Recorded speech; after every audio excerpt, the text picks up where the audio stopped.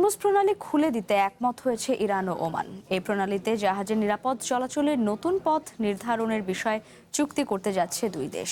চুক্তিটি এখন চূড়ান্ত পর্যায়ে, তবে তেহরান জানিয়েছে আমেরিকার সামরিক হুমকি ও নৌ অবরোধ না থামা পর্যন্ত প্রণালীটি সবার জন্য নিরাপদ নয়। আমেরিকা আবারও ইরানের জ্বালানি অবকাঠামোতে আঘাত হানলে সৌদি আরব সহ উপসাগরীয় অঞ্চলের জ্বালানি ও বিদ্যুৎ কাঠামোয় পাল্টা হামলা চালানোরও হুঁশিয়ারি দিয়েছে তেহরান।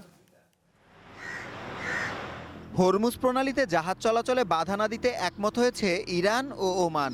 কারিগরি, আইনি ও পরিবেশগত পর্যালোচনার পর সমুদ্রপটটির ভৌগোলিক সীমানা চূড়ান্ত করেছে দুই দেশ। চুক্তিটি নিয়ে আলোচনা এখন চূড়ান্ত পর্যায়ে। প্রস্তাবিত চুক্তি অনুযায়ী হরমুজ প্রণালী দিয়ে পারস্য উপসাগরে প্রবেশ করা জাহাজগুলোর ওপর নিয়ন্ত্রণ পাবে ইরান। বুধবার রয়টার্সকে এ তথ্য জানিয়েছে ইরানের একজন ঊর্ধ্বতন এবং দুজন আঞ্চলিক কর্মকর্তা। তবে ইরানি পররাষ্ট্র মন্ত্রণালয়ের মুখপাত্র ইসমাইল বাগী স্পষ্ট করেছেন, আমেরিকার নৌ অবরোধ ও সামরিক উপস্থিতি বহাল রয়েছে। এ কারণে প্রণালীটি এখনও সব জাহাজের জন্য পুরোপুরি উন্মুক্ত নয়।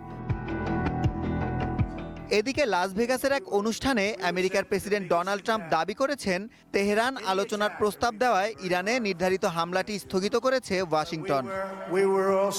আমরা বড় হামলার জন্য প্রস্তুত ছিলাম, কিন্তু তারা আলোচনার জন্য অনুরোধ জানায়। আমি সামরিক পদক্ষেপের চেয়ে চুক্তির মাধ্যমেই সমাধান চাই, কারণ আমি মানুষ মারতে চাই না। তবে ইরানকে পারমাণবিক অস্ত্র তৈরি করতে দেওয়া হবে না। ট্রাম্প আলোচনার কথা বললেও সংঘাতের ঝুঁকি এখনও কাটেনি।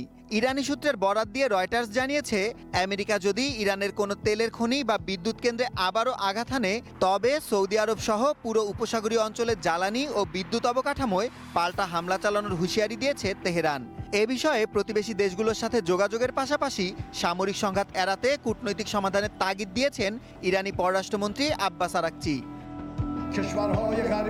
এদিকে দেশের সার্বিক পরিস্থিতি নিয়ে কথা বলেছেন ইরানি প্রেসিডেন্ট মাসুদ পেজেশকিয়ান। তিনি জানান, শত্রুরা দেশকে সিরিয়ায় পরিণত করতে চেয়ে ব্যর্থ হয়েছে। বাইরের সব চাপ ও বাধা উপেক্ষা করে জনগণের শক্তিতেই ইরান তার ইতিহাসের সবচেয়ে কঠিন সময় পার করতে পেরেছে বলেও উল্লেখ করেন তিনি। সুলাইমান সবুজ, ওয়ান ইন্টারন্যাশনাল ডেস্ক।